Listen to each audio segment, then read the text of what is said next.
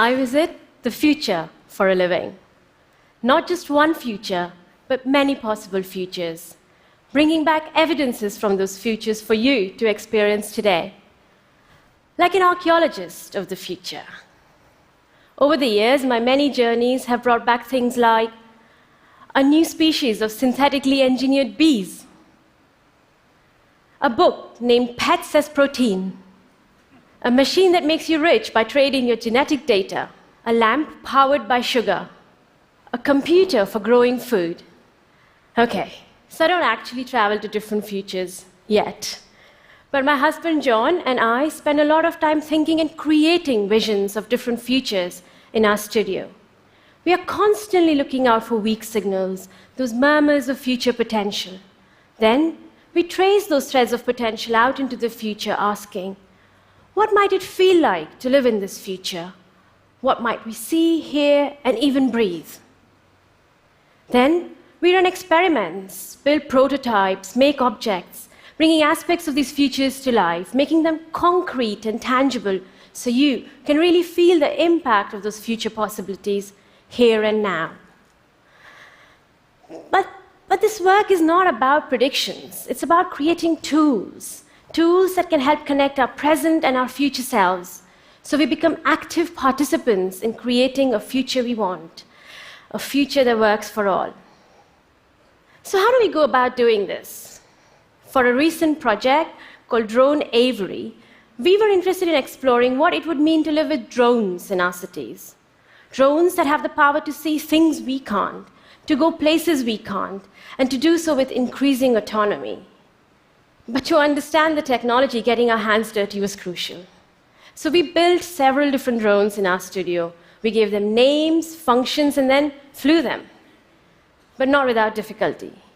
Things came loose, GPS signals glitched, and drones crashed. But it was through such experimentation that we could construct a very concrete and very experiential slice of one possible future. So now, let's go to that future. Let's imagine we are living in a city with drones like this one. We call it the Night Watchman. It patrols the streets, often spotted in the evenings and at nights. Initially, many of us were annoyed by its low, dull hum. But then, like everything else, we got used to it.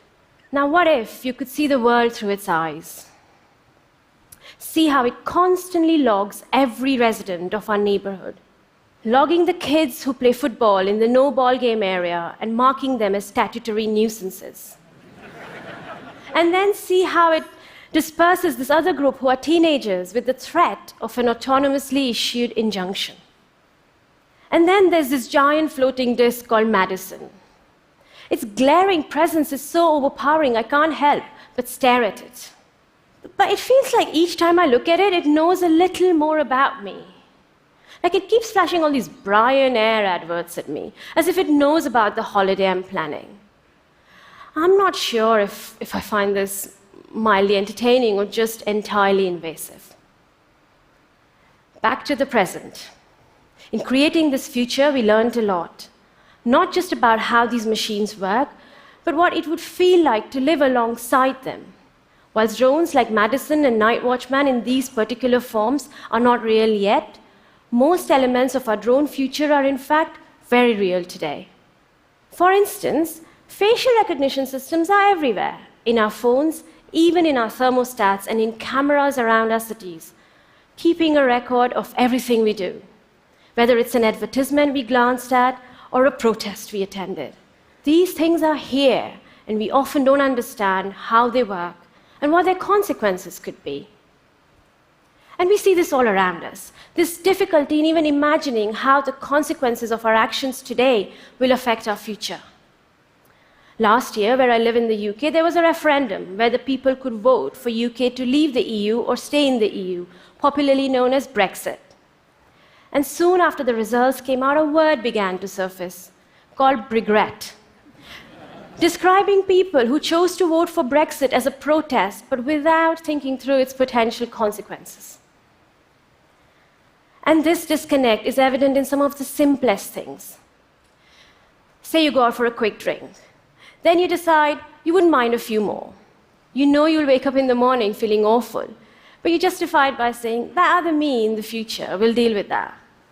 Perhaps we find out in the morning that future you is you.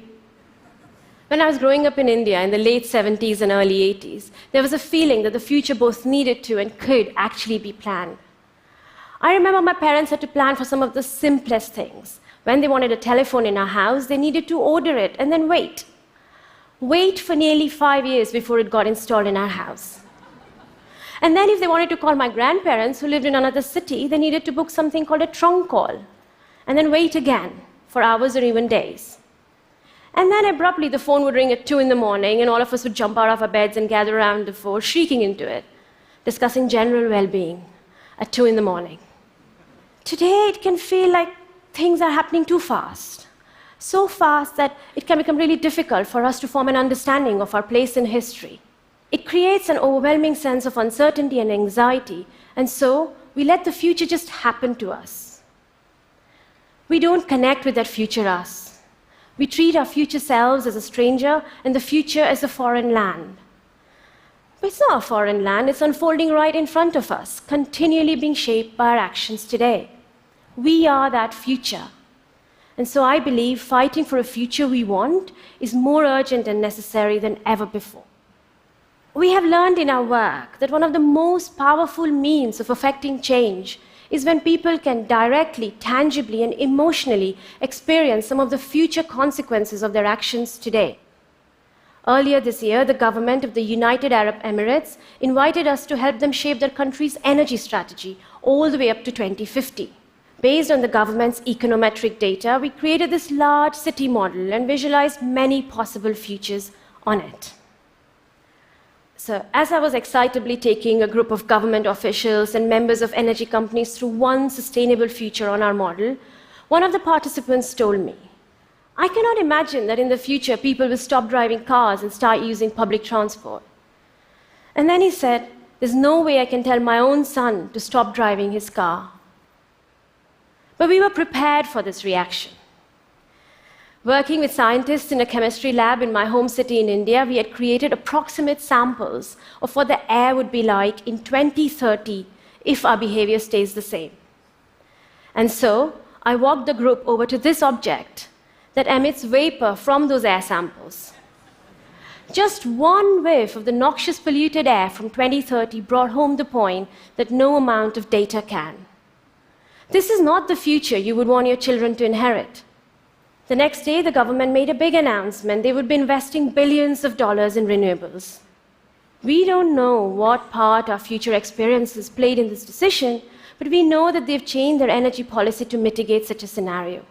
While something like air from the future is very effective and tangible, the trajectory from our present to a future consequence is not always so linear. Even when a technology is developed with utopian ideals, the moment it leaves the laboratory and enters the world, it is subject to forces outside of the creator's control. For one particular project, we investigated medical genomics, the technology of gathering and using people's genetic data to create personalized medicine. We were asking, what are some of the unintended consequences of linking our genetics to healthcare? To explore this question further, we created a fictional lawsuit and brought it to life through 31 pages of carefully crafted evidence. So we built an illegal genetic clinic, a DIY carbon dioxide incubator, and even bought frozen mice on eBay. So now let's go to that future where this lawsuit is unfolding and meet the defendant, Arnold Mann. Arnold is being prosecuted by this global giant biotech company called Dynamic Genetics, because they have evidence that Arnold has illegally inserted the company's patented genetic material into his body. How on earth did Arnold manage to do that? Well, it all started when Arnold was asked to submit his saliva sample in this spit kit to the NHI, the UK's National Health Insurance Service. When Arnold received his health insurance bill, he was shocked and scared to see that his premiums had gone through the roof, beyond anything he or his family could ever afford. The state's algorithm had scanned his genetic data and found the risk of a chronic health condition lurking in his DNA. And so Arnold had to start paying towards the potential costs of that potential future disease from today. In that moment of fear and panic, Arnold slipped through the city into the dark shadows of this illegal clinic for treatment. A treatment that would modify his DNA so that the state's algorithm would no longer see him as a risk, and his insurance premiums would become affordable again. But Arnold was caught, and the legal proceedings in the case Dynamic Genetics versus Man began. In bringing such a future to life, what was important to us was that people could actually touch, see, and feel its potential. Because such an immediate and close encounter provokes people to ask the right questions. Questions like, what are the implications of living in a world where I'm judged on my genetics? Or, who might claim ownership to my genetic data, and what might they do with it? If this feels even slightly out there or far-fetched, today there's a little-known bill being passed through the American Congress known as HR 1313, the Preserving Employee Wellness Program Act. This bill proposes to amend the Genetic Information Non-Discrimination Act, popularly known as GINA, and would allow employers to ask about family medical history and genetic data to all employees for the first time. Those who refuse would face large penalties. In the work I've shown so far, whether it was drones or genetic crimes, these stories describe troubling futures with the intention of helping us avoid those futures. But what about what we can't avoid? Today, especially with climate change, it looks like we are heading for trouble. And so what we want to do now is to prepare for that future by developing tools and attitudes that can help us find hope. Hope that can inspire action. Currently, we are running an experiment in our studio. It's a work in progress. Based on climate data projections, we are exploring a future where the Western world has moved from abundance to scarcity. We imagine living in a future city with repeated flooding, periods with almost no food in supermarkets, economic instabilities, broken supply chains. What can we do to not just survive, but prosper in such a world? What food can we eat? To really step inside these questions, we are building this room in a flat in London from 2050. It's like a little time capsule that we've reclaimed from the future.